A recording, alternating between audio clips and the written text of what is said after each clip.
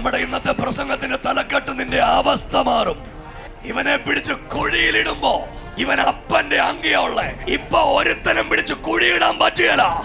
അതന്നെ ഇവൻ രാജാവിന്റെ പ്രതിനിധിയാ. ലോകത്തിൻ താങ്ങുകൾ നീങ്ങിപ്പോയിടുമ്പോൾ ലോകക്കാരെല്ലാരും കൈവടിഞ്ഞിടുമ്പോൾ സ്വന്ത സഹോദര തള്ളിക്കളയും. ബുധനാഴ്ച ചിറ്റാർ വെച്ച് നമ്മുടെ മീറ്റിംഗ് നടക്കുന്നു. ചിറ്റാറ് പഴയ ബസ് സ്റ്റാൻഡിന്റെ പുത്തൻ വീട്ടിൽ ബിൽഡിംഗിൽ വെച്ച് നമ്മുടെ മീറ്റിംഗ് നടക്കുന്നു.